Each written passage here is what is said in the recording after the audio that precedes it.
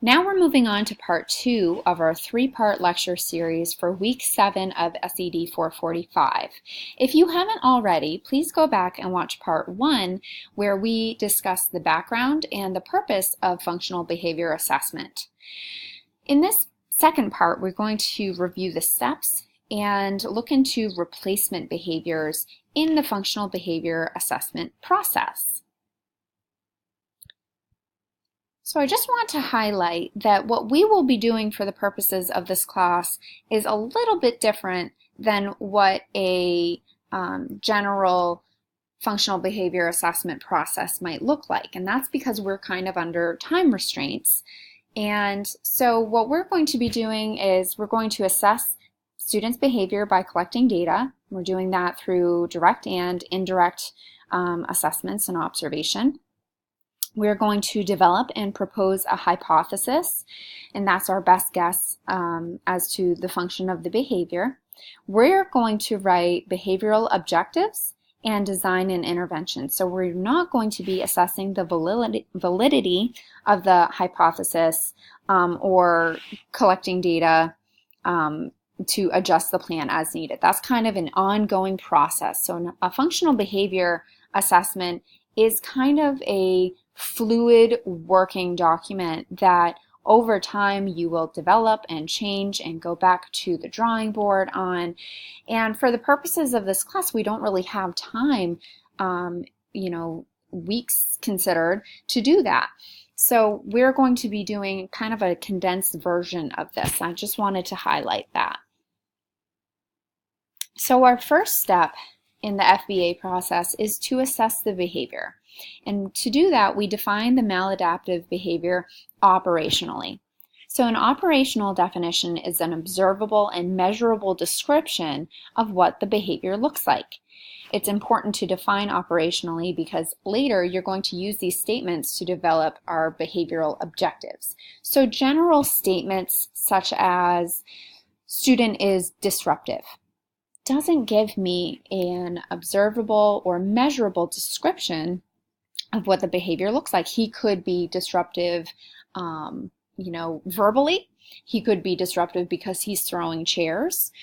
But the word, the description of student is disruptive does not tell me what to look for.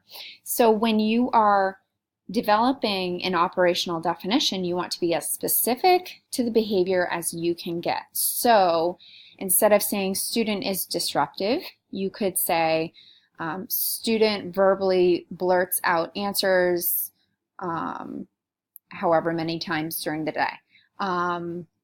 Student, instead of saying, I'm just thinking of these off the top of my head, student is physically unsafe. You could say student frequently hits peers, okay? So you're being a little bit more descriptive about that. So direct and indirect assessment, you're going to be including both of these as part of your individual behavior change projects. So you're going to include the antecedent behavior consequence records, interviews or ratings, and systematic measurement strategies. So from there, you've taken all the data, you have figured out the operational definition of the behavior that you're targeting, and now you're going to propose a hypothesis using this data. So you're going to analyze the data for patterns, including setting events, antecedents, and/or consequences.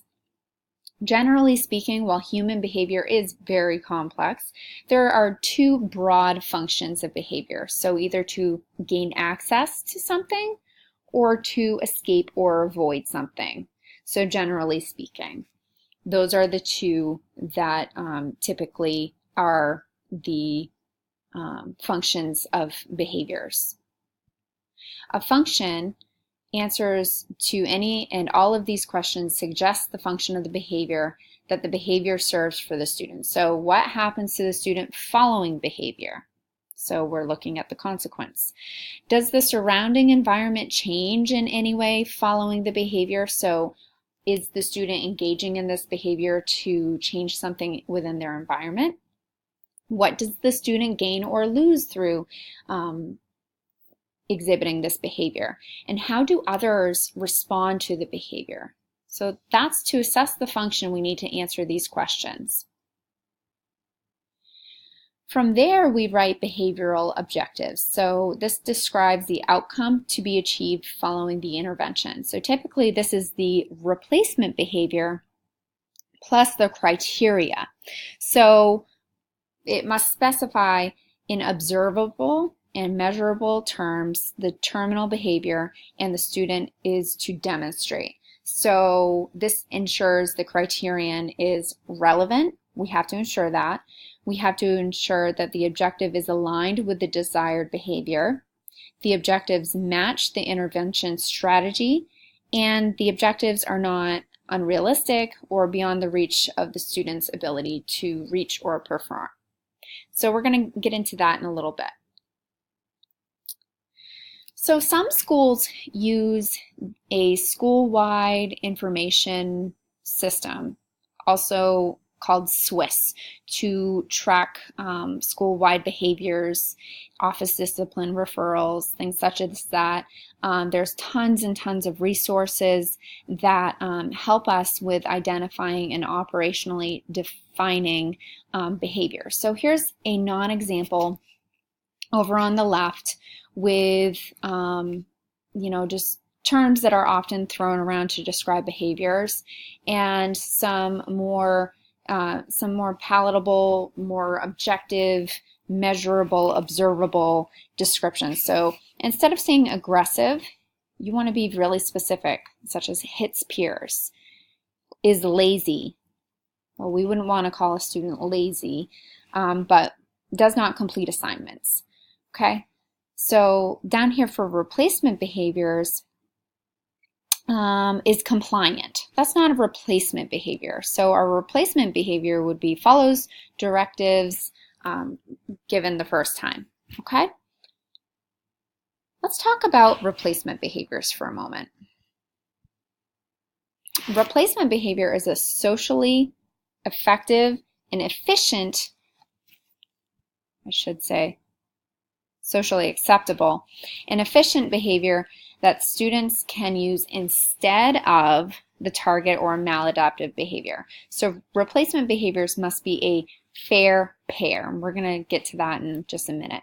Practitioners should choose one or more alternatives to increase for every behavior targeted for reduction.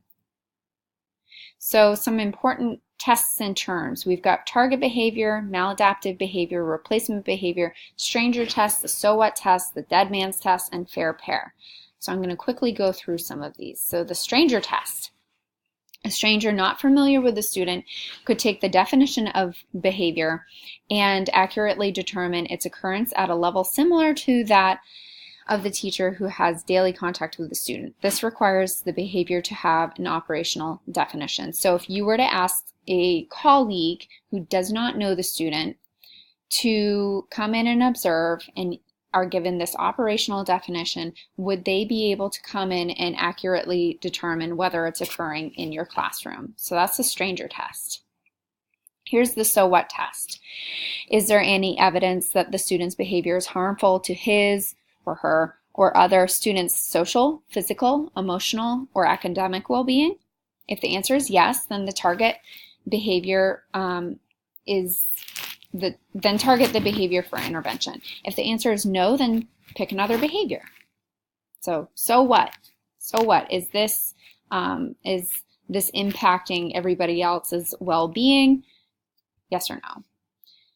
Here's one of my favorites, the dead man's test. If a dead man can do the target behavior, then we do not have a fair pair. If a dead man cannot do the target behavior, then we do have a fair pair. So this really goes back to behavior is observable. A fair pair. If an inappropriate behavior is targeted to decrease, then a similar incompatible behavior to increase should also be targeted. So for example, if you're trying to decrease, say, running in the halls, the fair pair would be walking, right? So just incompatible behaviors. Let's get more on that. Here's some more examples. So lies, tells the truth. That's the replacement behavior. That would be a fair pair.